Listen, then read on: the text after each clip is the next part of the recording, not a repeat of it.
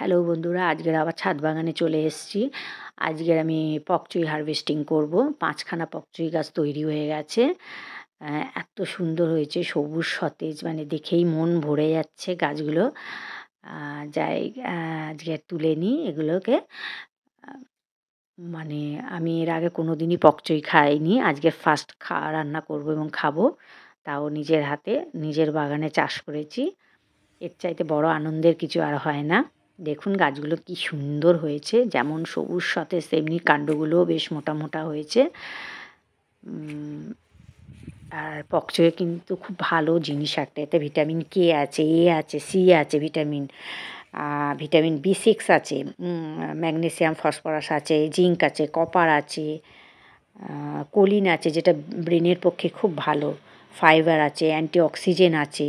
এই জন্য পকচুই খাওয়া আপনার মানে সবার পক্ষেই ভালো এটা। আর এখানে বাদ বাকি পকচুই গাছগুলো আমি ১ লিটার রঙের কৌটোতে বসিয়ে দিয়েছি। জায়গা ছিল না, জায়গার অভাবে এইভাবেই বসিয়ে রেখেছি।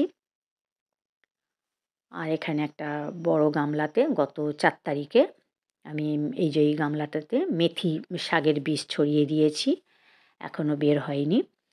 এই যে পকচুই রান্না করার জন্যে আমি মুসুর ডাল সেদ্ধ করতে বসিয়ে দিয়েছি। এরকম হাফ সেদ্ধ হয়ে গেলে তারপরে পকচুইগুলো কুচিয়ে রেখেছি, ভালো করে আগে ধুয়ে নিয়েছি, নিয়ে কুচিয়ে রেখেছি। এইগুলোকে এবার এই শাকের ডালের মধ্যে দিয়ে দেবো সেদ্ধ হতে। এবারে সেদ্ধটা একটু সেদ্ধ করে নেবো শাকটাকে।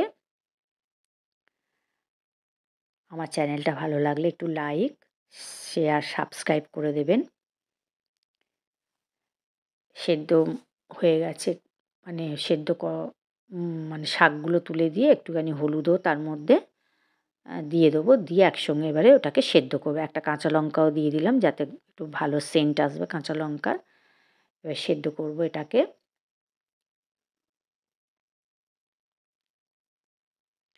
এই যে দেখুন সেদ্ধ হয়ে গেছে। এবার এটাকে ঢেলে নেবো একটা জায়গায়, নিয়ে তারপর এটাকে ফোড়ন দেবো। এই যে শুকনো লঙ্কা দুটো, বেশ কিছুটা পেঁয়াজ আর রসুন কুচি, এই দিয়ে এটাকে, এই যে আগে লঙ্কাটা দিয়ে দিলাম, লঙ্কাটা ভাজা ভাজা হয়ে গেলে পেঁয়াজটা রসুনটা দিয়ে দেবো, দিয়ে ওগুলোকেও ভেজে নেবো, নিয়ে তারপরে ডালটা ঢেলে ফোটাবো।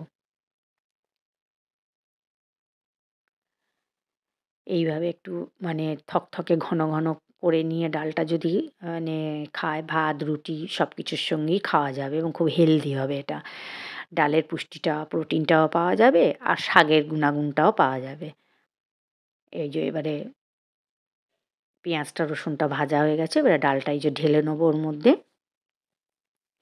এই যে ঢেলে দিয়েছি, একটু এবারে চিনি দিয়ে দেবো। একটু শাক আছে তো ওই জন্য একটু চিনিটা দিয়ে এলে ভালো লাগবে, একটু মিষ্টি মিষ্টি।